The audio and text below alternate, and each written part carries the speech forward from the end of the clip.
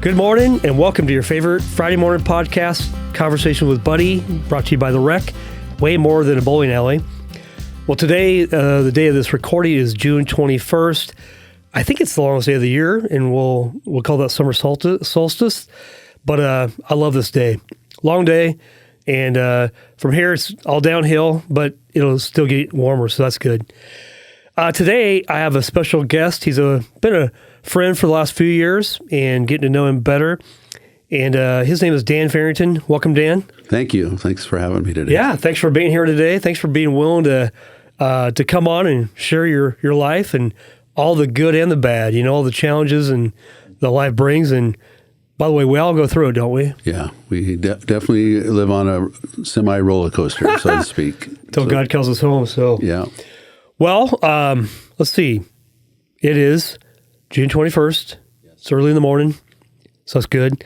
You said you guys have a Bible study on Friday mornings? Yeah, we've been meeting since 2002. A group of about 8 to 10 guys meet every Friday morning at Ross Vista. And really? And I always say the door's open to anybody that would like to join us. And just reread the Word. We share life stories, and we try to use the words in the Bible to help us, guide us, and direct us. And but I think men need to do that to surround yourself with the right people. I think that's a good way to start the day of reading the Bible. So I bet your Fridays are just good days. You start out early with men around the Word of God.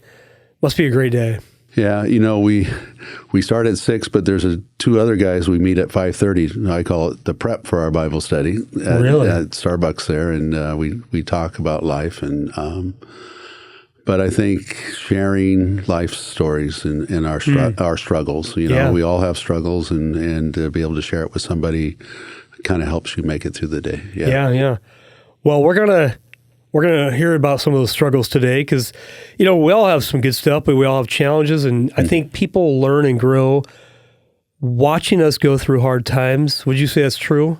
Very true. This last 2 years have been quite challenging for Linda and I, my wife and I. So. Okay. Well, let me just introduce you real quick, Dan, and let people get to know who you are. I know you a little bit. Okay. I'll know you a lot better after this, I'm pretty sure. All right. So number one, you're born and raised in Newport, Oregon. Does that mean you like to fish? Not really.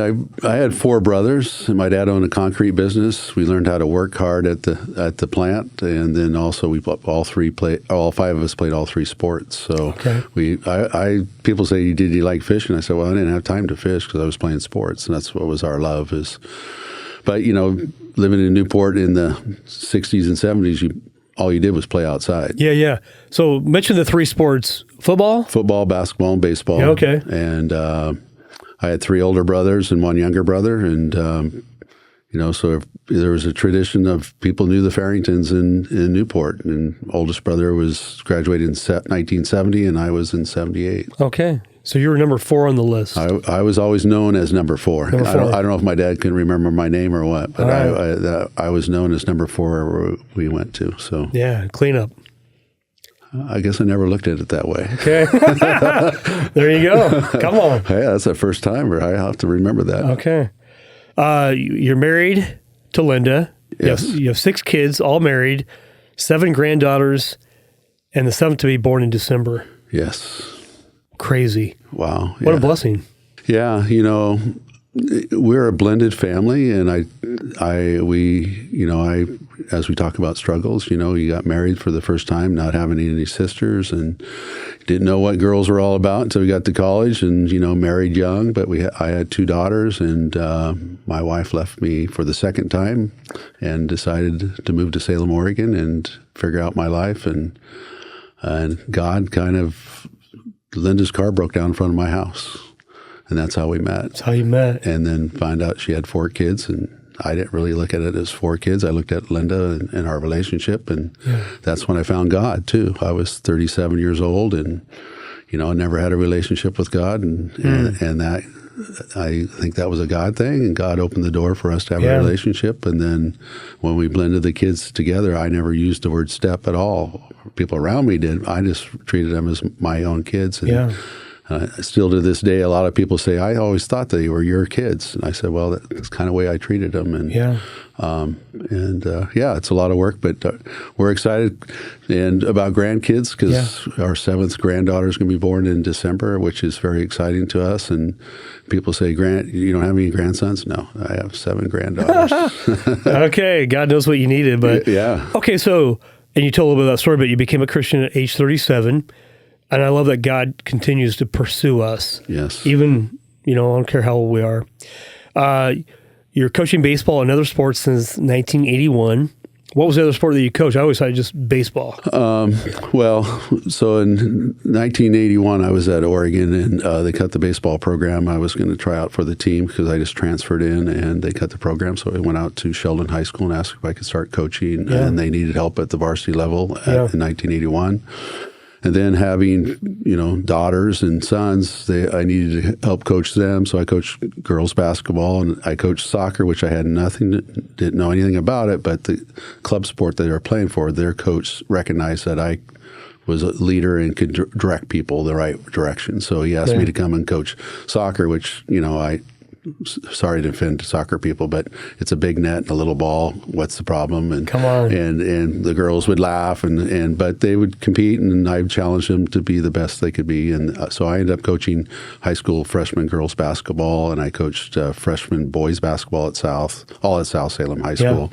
And then I helped when we moved to Salem, I started coaching at South Salem because I wanted to be involved in the community and in the school. And then basically developed our youth baseball program with some other people and then helped probably the last 10 years at South Salem with the varsity program. And then now this year I did the freshman team to help them out to get back in it. So, man, still involved. That's pretty cool. But it keeps you young. I mean, that's what I love about it, that the kids do listen still, which is a great thing to see. And they want to hear, how to correct and make them better. That's the goal, is to make our children around us better than what I had. So that's yeah. All right, you're active on 2 boards, Valor Mentoring and B. Bowl Street Ministries. You do some mentoring at the UGM since 2017, active in our community. You own Sunrise Medical for 23 years, and now with BBSI. And then lastly, because you and I talked about this over coffee a while back, you were diagnosed with prostate cancer how long ago? On March 31st, I was diagnosed with prostate cancer, had a MRI, showed that I was, they call it a Gleason score of 6, which means it's not aggressive, but it is there. Okay. And they want to monitor that. And so I saw the surgeon at OSHU, and he gave me a choice. We could remove it, or we could monitor it or do surveillance. And I chose surveillance because it's, it's a change of life surgery, basically. And if we can monitor it and do it the right way, he says, you could be like this for 20 years. So I'll be tested every quarter with a PSA test, and then annually we'll do another MRI and a biopsy, and just monitor it from there.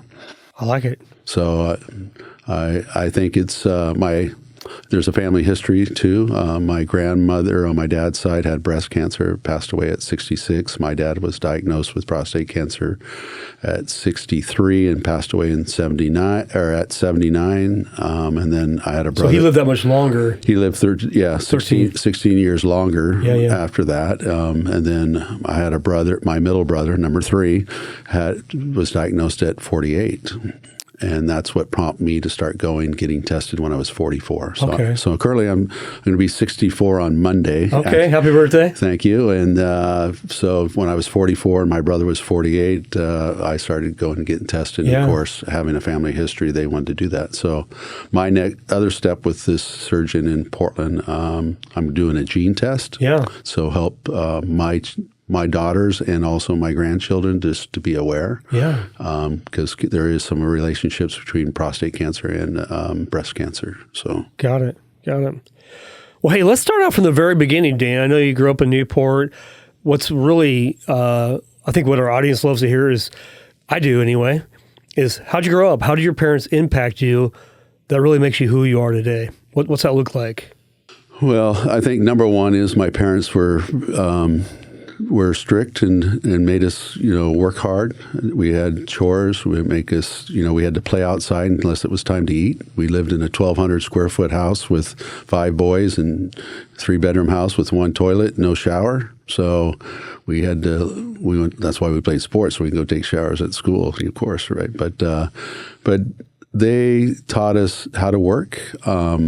We'd go every Saturday and Sunday to my dad's property. He owned a concrete business, and we learned how to drive ready-mix trucks. We learned how to wash ready-mix trucks. We learned how to fill the bunkers. We just learned a lot of hands-on skills. And then to have a relationship with my father, because he owned his own business, I used to go to work with him on Saturdays and watch him, network with people, which he's a talkative guy. He can talk to everybody, but he'd pour concrete, and he'd make me wheelbarrow concrete like the other guys to the backyard and go over forms and all that fun stuff. And I just learned a lot about just relationships with my father. My father and I were very close, and because I had a brother that was 13 months younger than me. So when I was born, or when he was born, I was a year and a half, and my dad would come home. He would have to hold me because between 1 and 2, I had braces on my legs because I was born with a hip that was not working correctly. So they had braces at night, and my dad had to hold me. So we became, I think that's probably the reason why we became really close. Interesting. But we always worked. We did things together. My dad was in charge of the baseball little leagues and Babe Ruth, and there was a couple articles in the paper about the Farringtons in the summer at Betty Wheeler Field in Newport. So my dad was a coach or a manager. My mom ran the concession stand. All of my brothers, we played or they were coaching. So. So that was a big influence. I think the other big influence was my grandma on my mom's side. She was both my mom and her were 70 Adventists. Okay. And when we'd go to her house, I joke with everybody, we used to have to run 2 laps around the block before we could eat breakfast. And it was hot oatmeal. We had hot oatmeal for 18 years straight. Wow. Because my grandma believed your hair you keep a full head of hair. If you look at me now, I don't have a full head of hair, but that partially worked. Yeah. But I always say that she really demanded work, and when we went to visit her, and but she rewarded. It's that love that you do the hard work, but I'm still going to hug you at the end of the day and love you. And I think that's kind of what I carried on with my coaching too. I demanded it a lot, but I also wanted to make sure kids knew that I loved them. And so that's really good. That was a key component that I had, and I learned early on. My high school coaches, a couple of them were very aggressive and very intense. But they afterwards, when I came back from after graduating, they were more compassionate. So I got to see that side of them. So that was kind of a change for me because I always thought they hated me. They were in my face from my freshman year to my senior year because you're a Farrington. This is the expectations. Come on. And then challenged me to be the best I could. I could be the best I could, but I think there was some lines crossed of that aggressiveness, and I don't know if that's deserved or not. But nowadays, coaching has changed, right? And is that an older school mentality that just be aggressive, be in your face, and is a little bit more compassionate, a little love, encouragement? Yeah. What's some challenge? Yeah, but I think a lot of that was taught me to be prepared, always be prepared, always be early. My parents were always early. They always were 15 minutes earlier to everything. I mean, I'd go over and pick them up, take them something. They were ready 15 minutes early, So my wife goes like, "Why are you going so early?" Because my parents are going to be ready. And so they installed a lot of those characteristics I have now, and the work ethic. You just do the work till it's done, right? I think work ethic is. I talk about a lot on my podcast is. It might be one of the best gifts our parents gave us. I came from the old school too. Is like you're going to work. I think it's been watered down a little bit today. It seems like it might be. Mm-hmm. But I think work ethic is really something that carries us through. But sounds like your parents made you work. Yeah, and we didn't have a lot of money, so I started working at Agate Beach Golf Course when I was 13 and cleaning clubs. And are you a golfer? I would call me a great scrambler golfer.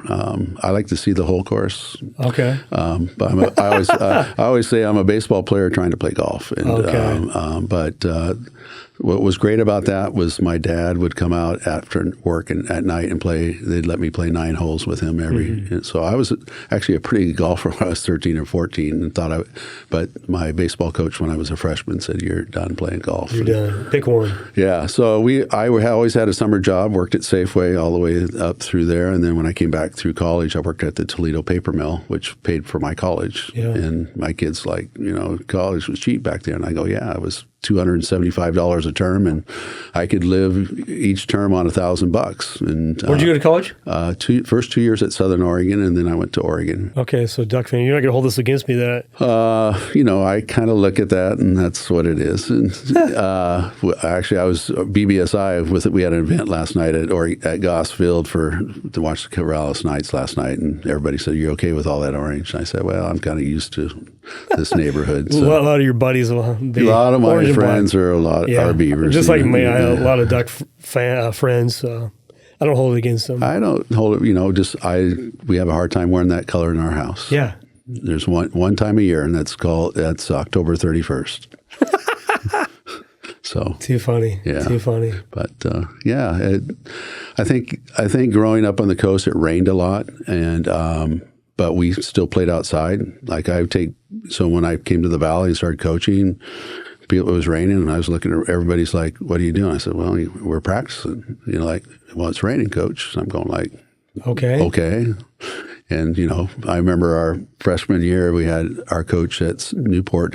He went down to the Army Reserve, had a whole bunch of rain gear that they were giving away, and he picked up all of it. And we wore rain gear and rubber balls till it stopped raining. So, but our philosophy was that if we could get our field ready, we could play every game at home. Mm-hmm. So one of the things, my dad and my brother was in construction.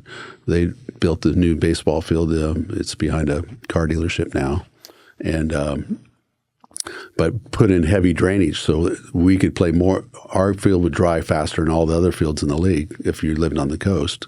So we'd play a lot more games at home. So that philosophy actually carried on to all my brothers, because my oldest brother was a head coach at Lower Columbia Community College in Longview, and he took the Kingdome turf and put it on the infield there, so he was able to host the community college's tournaments at the end of the year because he was the only field that was dry.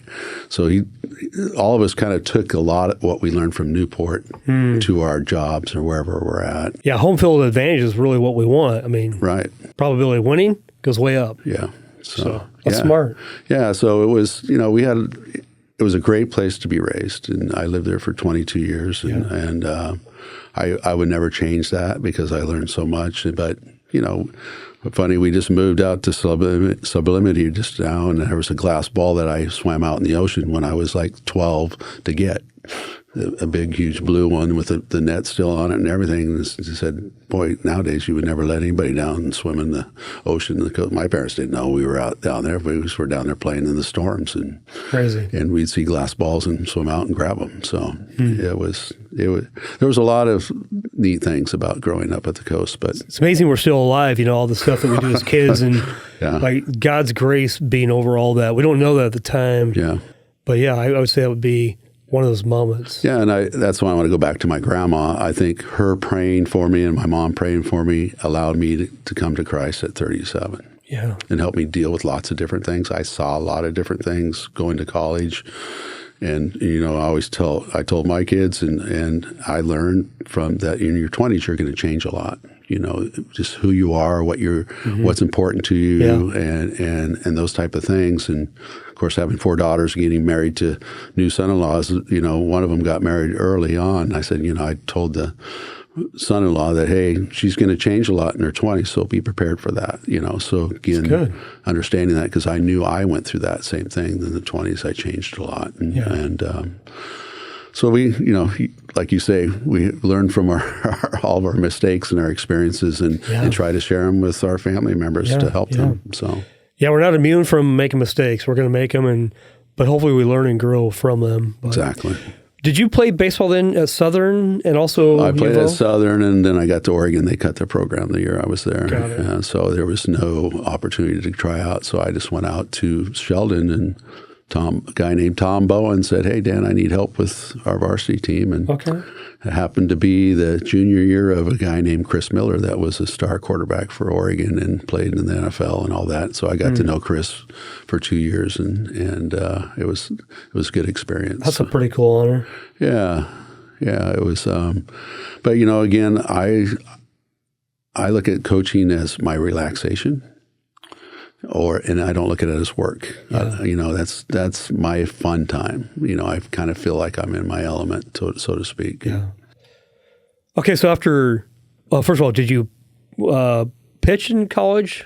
What position? Well, I'm left-handed, so at Newport I was an all-state first baseman. Okay. And I went to Southern Oregon and grabbed my first day of practice. I still remember I grabbed my first baseman glove and ran out to first base, and here's 2-6-5 guys. One's right-handed, one's left-handed. They're both bat 3-4 in the lineup, and one's right-handed, one's left-handed. So I just turned around, went back and grabbed my pitching glove because I was a relief pitcher in high school, and I ran to the outfield. So I ended up playing right field for them and did a little relief, but my strength was hitting. So I got in the lineup, and I think that's why I tell a lot of people that go into college, you got to be able to hit the ball, because if you can hit the ball, they're going to find a place for you. That's right. And work hard at it. And I was very fortunate. I had a great hitting coach in high school. Our varsity coach could pitch to us right-handed and left-handed, so we could see. Really? Yeah. That's interesting. Yeah, John Voorhees. He went to Pacific University, and I remember him got up there right hand, and then flipped around to the left and throw us. So he really worked hard on our swing, and today, nowadays everybody talks about a launch angle, but launch angle creates more strikeouts, I think. So I'm still the old school way of swinging the bat. So that's what I continue to coach and get people to see that. So. Cool. All right. So you get through college. What'd you graduate with? And then when do you get married? Let's get there. Okay. So I finally graduated. It took me a while. I was not the greatest student. I was not a good reader, but I was a good practicum person. So I went to be a PE teacher and a coach, and I took all I was telling somebody last night, had to take the human anatomy. I took in anatomy in the lecture class, I got a C, and in the anatomy lab, I got an A. And so all the stuff I had to read, I got C's. Yeah. All the other stuff, the practical stuff I had to go out and perform and teach, I got A's.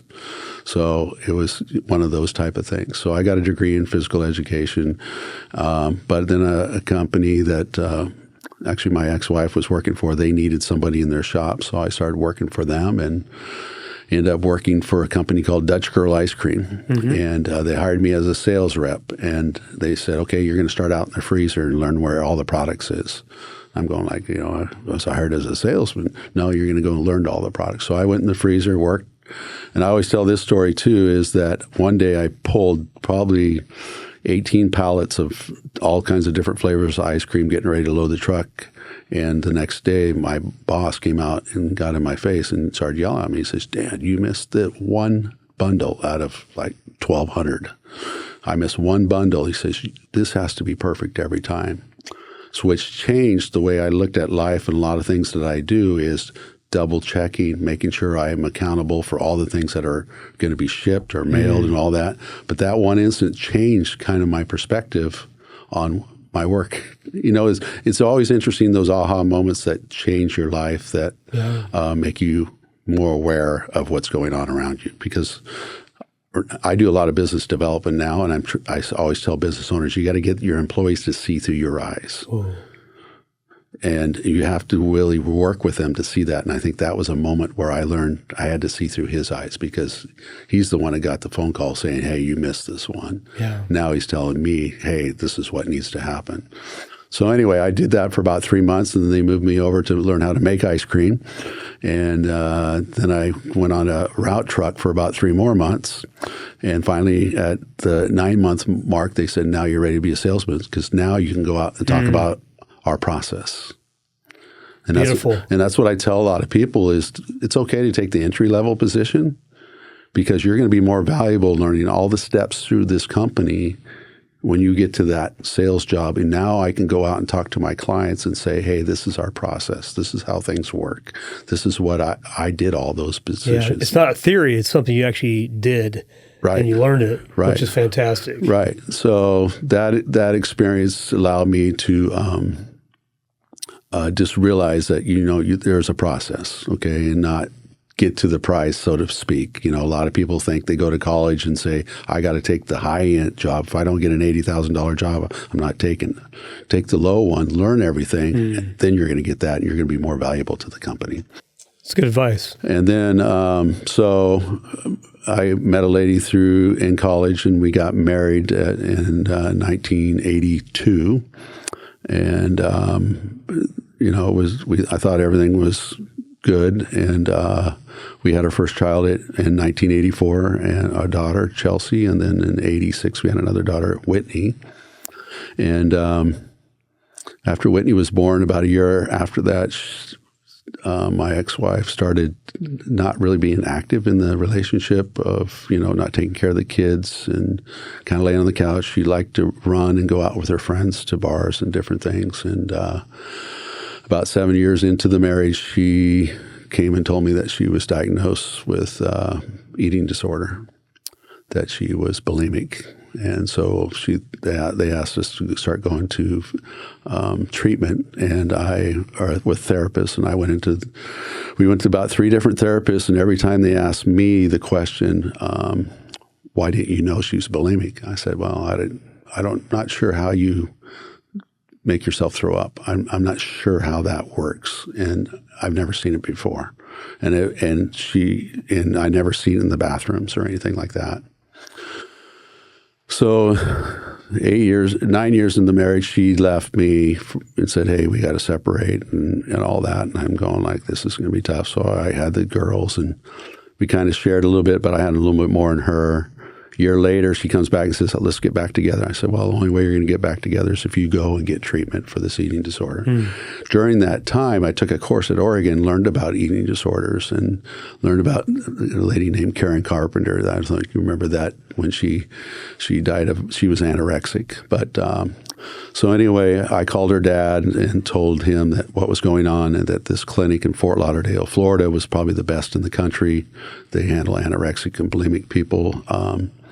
He paid for her to go there. I think it was about $4,500, and it was a 3-month program. So I'd have the girls for 3 months by myself, and I said, you need to go. And about a month and a half into it, they asked me to fly out and go through some sessions. So I flew out and was going through some sessions, and I got the one guy, he asked me if I can meet by myself. I said, sure. So when we were meeting, he goes, I said, I got one question for you.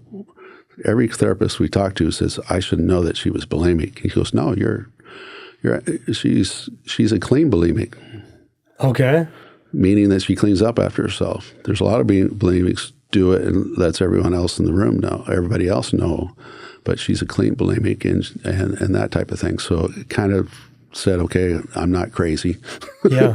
And anyway, she goes through the programs, comes back, and we get back together, and then but he did warn me that 80% of most of these people get divorced, and it'll reoccur.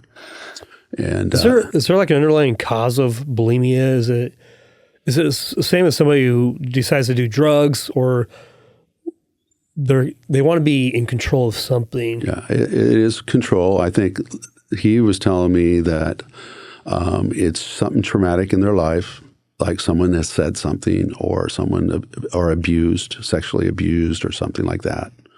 She kind of said that her father said something like, I wrote her a letter one time and said, hey, I love you, but it's sad that my beautifulest daughter is fat.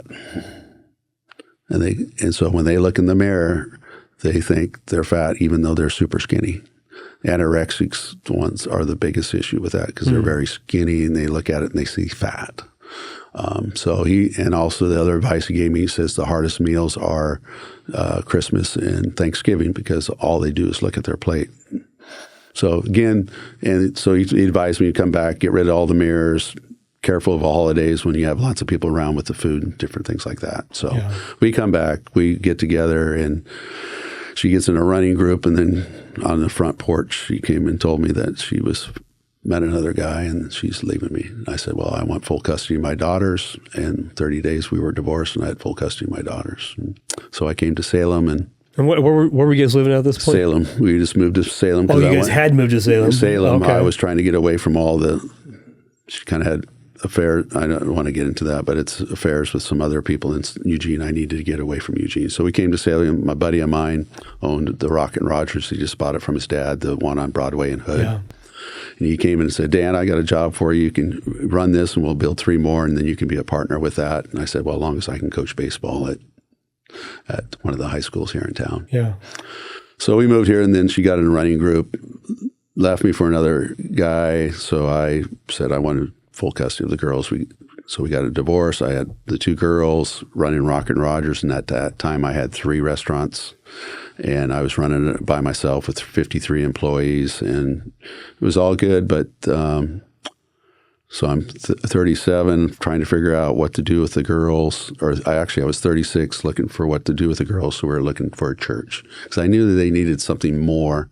I don't know what that was about me. Mm-hmm. And at the time, she was Catholic, so we were going to Catholic church at the time. And I knew they needed more than just their dad. They needed someplace where it was safe, that they can get good influence. So we're looking at that. And this lady's car broke down in front of my house, and went out there and I helped her get it going. So I've been divorced for probably over a year at that time, and went out and helped her. She took off. Next morning I go, their car's there again, because I get up at 5 a.m. to hit all the restaurants and put my card on it and left. And the next day I had a bag of cookies on my front porch saying, hey, my name's Linda, and thank you for getting my car going. Then I didn't see her for 2 weeks, and then 2 weeks later, she was out there getting in her car to drive away. I went and asked her out, and that was November of '96, and started dating. She didn't want to tell me she had 4 kids, and then when she did tell me I had 4 kids, all my brothers said, "You're crazy, Dan." And I said, "Well, it's about her. It's not about I mean, I love the kids, but it's about the relationship with her first." And so we found a church to go to. Her pastor advised us to go to Trinity Covenant with Pastor Luco at the time. Yeah. And went there, and you want me to keep going on this story? Keep going, man. Yeah, this is your story, Dan. So we get to the church, we're going, I'm liking what's going on. I go to the Pastor Luco, and I said, hey, I need to be in a men's Bible study. What do you recommend? Yeah. So, well, there's a group of guys your same age are meeting this day. Why don't you go check in? So I went over there, and there's 12 of them. I knew every guy in the circle. I coached some of their kids already. Yeah. And I said, hey, can I join your group? And they said they were full. And I said, okay, they're full. Okay, there's no room for me in this group. So I go back to Pastor Luco. I said, they're full. And he said, well, why don't you go to this older group that meets every Tuesday morning at the old McGrath's downtown where Rudy's is now. They meet at 7 a.m. every Tuesday. I said, sure. And so I go down there, and every one of them is over 70. And I'm 37. I love it. And we started reading the Bible, and they loved it. I did that for 5 years. I came to Christ in 3 months after I been with these guys. Yeah. But they taught me and shared with me, and they became my friends. And at church, it was just a great relationship. And I think about how God works, that in that group that turned me down, I may have not got to the first place I am today. Yeah. But this older group was mentoring me, and they loved teaching me because I asked lots of questions. Yeah. And it was the greatest thing. And then, of course, that was to 2002, and I was at a church and finally came to them and said, hey, guys, I love you to death, but there's a group of guys from my church now that want to get together, and I think I'm going to move on to them. Move on. But you guys were incredible for me. Yeah. And so you think about how God works in different settings and how that all has worked out. And but anyway, Linda and I were married in 97, July of 97, and I got baptized in September of 97 with 2 of her daughters, Caitlin and Esther, and we bought our own house together in December of that year. And, we really worked hard at blending they were 13 to 3. Our Wow, youngest yeah. was 3. David and Mark were 3 and 5, and Esther was 8. Caitlin and Whitney, we had 2 of the same age, 10, and then Chelsea was the oldest at 13. And we took trips in the summer and for 2 weeks, threw them all in the car, and no friends, and we just go and camp and travel someplace different every year, and they were just bonded so closely. Sounds like you still have a great relationship with your daughters, your biological and your stepkids as well, or your other Linda's daughters. Yeah. Or kids. Yeah. We have a great relationship with all of them. I mean, they needed a father, and I took them everywhere with me, and I treated them like my kids whenever I spoke about them, that this is my son, this is my daughter. Yeah. And the relationship is incredible, but family is very important. You treat people the way you like to be treated, right? Yeah. And I've always done that. And this last couple of years have been a struggle, and they've been the biggest support for me too. So let's talk about that, because I know you're in business for yourself. You owned your own business for 20-some years, and then COVID came and life happened. And talk us about those, that time period and maybe some of the struggles that I think we're all dealing with, with inflation and just uncertainty. Yeah, so leap of faith in 2002, I decided to leave, start my own business from scratch, and borrowed $30,000 from my dad and put it in the bank, and hired one employee and built this business, medical consulting business, over 23 years, 18 employees. So, and actually 2012 was my best year ever, and then 13, most of the clients I had went to the national companies, came in and made contracts with them, and I kind of lost about half my business. And then I found a roundabout way going through the attorneys and gained all that business back. So by 2019, cash flow was great, business was great, we're plugging along. January of 2020 was like my best January ever. Lynn and I go on vacation. We come back. We know baseball, because I tried to take it before baseball started the last week of February. We go to Hawaii, enjoy ourselves, come back, and COVID hits. Bam. And in our industry, everything just shut down. They wanted to stay open because people wanted to have access, but we had doctors didn't want to work, injured workers didn't want to come. It was flat nothing. And that went on for basically 2.5 years. Yeah. And as it was coming back, we weren't getting the business that we had prior, because I couldn't go in and see people. A lot of it was that I was doing all our marketing, and face to face, I was able to gain business, but on email and that type of thing, it doesn't happen. It's hard to do that. It's hard to build that connection. Well, when you're independent, there was 2 of us independent companies and a bunch of national companies, and the national companies were able to make it and have deep pockets, and us 2 independents ended up closing our doors. The other one closed it before I did, and then it came to the point where we had to close it. But it was a struggle of survival and trying to use every option the government provided. That money really helped just keep employees employed. And if I had to do the work, I had to keep this certain amount of employees. So I was like in the middle of nowhere, praying every day. It's a good place to be, though, is on your knees praying. So December of 22, the night before, or Christmas Eve, December 20th, this is kind of when all of this other stuff started to happen. December 23rd in the afternoon, we had that ice storm. I couldn't get up my hill because I went there, worked early in that morning, got all the work done, drove my truck, couldn't get up my hill where we live. Walked up to the house, and about 2:30 in the afternoon, we were supposed to we got the phone call that we had a event at the Elsinore for Salem Heights Church. They were going to do the Christmas show, and they had to cancel it. So I got the call, instead of canceling, it was 2:30 in the afternoon. I said, hey, maybe I'll walk down, just check on my truck. And about halfway down, I slipped and fell and hit my back of my right rib, and heard, I don't know if it was a pop or something, but it hit pretty hard, and I knew I was hurt. So I got up and tried to walk back to the house, and I ended up crawling about halfway back to the house, went in the bedroom, told my wife, I said, you need to come now. And my wife's an RN. And I said, you need to come back, Linda. And look, he says, just a minute. I said, I need you right now. I can't breathe. So we called 911. They can't get up the hill. We're about 4 hours out. So this happened at 3 o'clock in the afternoon. And about 6 o'clock, a fire truck with chains on it, not the engine, but a pickup with chains on it, about 6 o'clock, finally came and got me, took me to the hospital. Check in, should have went to the trauma center, but I didn't. Went in, and I sat there for another 5 hours, laying across a chair and then asking for help. And finally at 11 p.m., they took me in, did an x-ray, and found out I had a collapsed lung. A collapsed lung. Yeah. And so when I hit, it popped.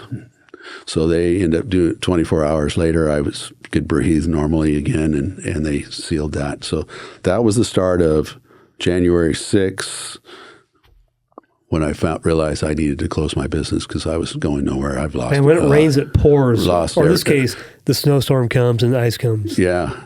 So I had to close the business. Then that Monday, I get a call about my x-ray of my lung saying that my thyroid had a growth on my 2 spots on my thyroid that had a growth that needed to be checked because it could be cancerous. Wow. So no job, closed business. Now I'm thinking I have cancer and all this. And then I end up and make it through February, close all 15 offices, get them all closed, get all the stuff out of all the offices because I had all these leased property. March, the first part of March, I'm saying I got to look for a job.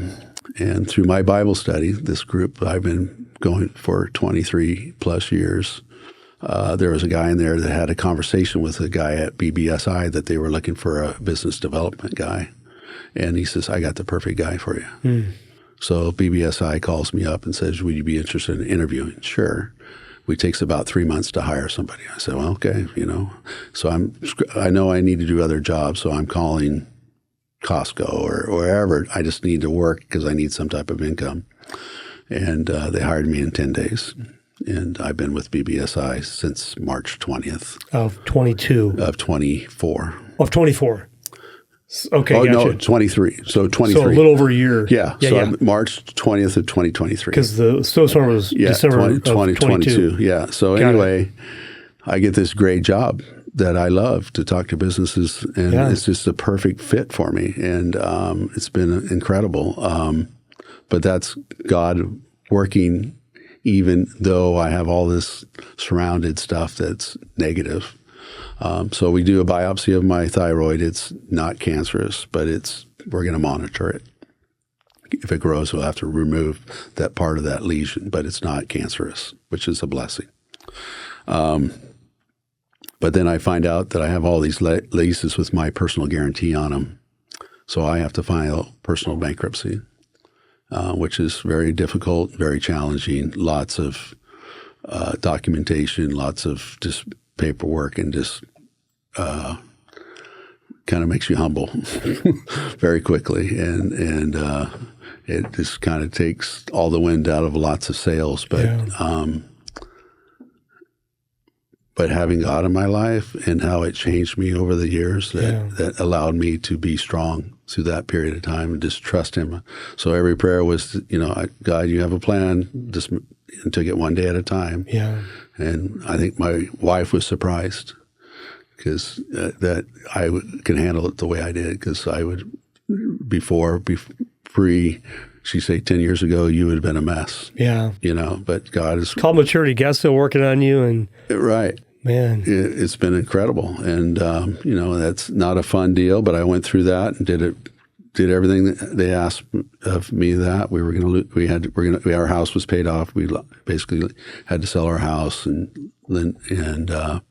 lots of other things. But then, so that was 2023, and then getting into probably miss a few things here, but find out that my prostate they wanted to check that out and see what's going on there. And in the meantime, I started coaching in 2024 in February, and all of a sudden an irritation in my hip, and had that x-rayed, and doctor said, basically you have your left hip is a 30-year-old, your right hip's a 90-year-old, and basically you need a hip replacement. And So I had that scheduled for April 25th, and then I went in March 31st of 2024 and found out I had cancer. And so I had dealing with, and then also in that, my thyroid was growing, so they wanted to check that again, but they're still monitoring that. They'll have to probably remove part of that probably next year. God's got you though, Dan. Through this whole thing, I mean, you sound like a story of Job. Like you should be in the Bible somewhere.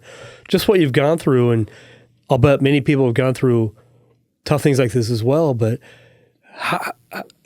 how's your faith? How's your faith growing right now? Well, I just feel like it's very strong. I've been very loyal in time. I think it's very important that you carve out time in your life to read the Bible and pray.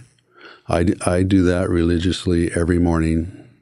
I get up an hour before I need to go somewhere, so I have time to eat my breakfast and read. I have 4 books that I read, and one is the daily devotion, and then I read a chapter in the Bible. And then my wife got me a marriage book. So I read. Is she saying something today? Read a chapter in that. And then I have this other book. It's all about Rick Warren put out. And he only did it one time because I've tried to get many copies because it's about love and how to love others, but also finding love in all things. Yeah. And it's very short, and I read it. I always mark when I read through it and read it and stuff. But so I do that every morning for 40 minutes, and then I get in my car and drive to work, and I listen to Christian music on the way. And these are reminders on my wrist. John, he's greater than I, and then this I got from my Be Bold guys. This Jesus loves you. I mean, just great reminder. It's what it is, right? And, and it's just, I think God has really changed me when I started mentoring for the guys at the UGM in 2017. Yeah. Actually walking alongside guys that have nothing. And so that whole process, we've gone through. I had my hip surgery. It's actually yesterday was 8 weeks post surgery, which is doing great. Yeah, they were amazed I could do all the things I can do, and I don't PTs. I love doing it, so that's a lot of fun. And then prostate, we're in surveillance, like I talked about, and thyroid. We're waiting for a year, and they may do something. But you know what? God has put me in a position I can share this and talk to people about it, and if I can help somebody, that's what it's about. And I get to coach, which is lots of fun. In last October, a friend of ours, she teaches out at the Seventh-day Adventist School, Livingston School, out off of Fruitland Road, and they needed a varsity basketball coach. They said, "Well, Dan, what are you doing?" I said, "Well, I'm watching TV right now in my lounge chair. Could you come out and coach?" So I coached this last year at Livingston School, a 1A Christian 7-Day Adventist, trying to build a team with 8 players. Perfect. And so I coached them just like I coach anybody else. And at the end, they played very well. And they saw the influence of someone that's not 70 Adventist, but also just a Christian man coming in and coaching them and loving on them, but also demanding work and expectations. And I told him, I said, I'll come back if you want me to. And of course, we want you to. Yeah. So that's something I did. And I love doing it. I love coaching. I like strategy. I like competition. But I mean, number one is like to see people get better. Yeah. Right. And well, Dan, we got to wrap up here. You shared your heart. I mean, you really were vulnerable, and I know it's going to impact somebody. Sure. To be encouraged that no matter what you're going through, that God's there. Yep. Whether you acknowledge him or not, he's there. Mm-hmm. And I think you mentioned being humbled. Life is humbling We all go through stuff. If you haven't gone through anything, it's coming. Yeah. And so, well, here's what I want to do. I want to wrap up with this here.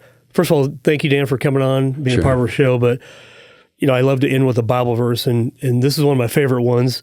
John Mark Comer really talked about this verse in The Ruthless Elimination of Hurry. But it says, "Come to me, all who are weary and heavy laden, and I will give you rest. Take my yoke upon you and learn from me, for I am gentle and humble in heart, and you will find rest for your souls. For my yoke is easy and my burden is light." So Dan, as we end on this note, you shared a lot of stuff. If somebody wanted to reach out to you, learn about, your story, maybe you impacted them in some way, or they want to learn about BBSI, how do they contact you? What's the best way? Well, two ways, and probably everybody in town has my cell phone number, which is 503-930-5974, or dan.farrington@bbsi.com. Being a high school coach, you only can text and can't call people up, so it's all about texting. So everybody has your number to text you. That's right. And it's I would love to share. I'm pretty open about sharing what's happened in my life, but also how I can help benefit other people's lives. And I think that's what we're here on earth to do, right? Amen. And I look at it, we're not at our age, we're not retiring. We're looking to help other people and be invested in our community. And I think that's what Linda and I try to do, is invest in our community the best way possible and not sit back. And I always say, be present. So. Yeah. Amen. Well, thanks, Dan. Appreciate you. Appreciate you guys listening for each week. We'll see you next week. We're coming up on episode 100 here in a couple of weeks. And I'm excited about that. Congratulations. We're going to continue until God says don't do it anymore. So thank you very much. Have a great week.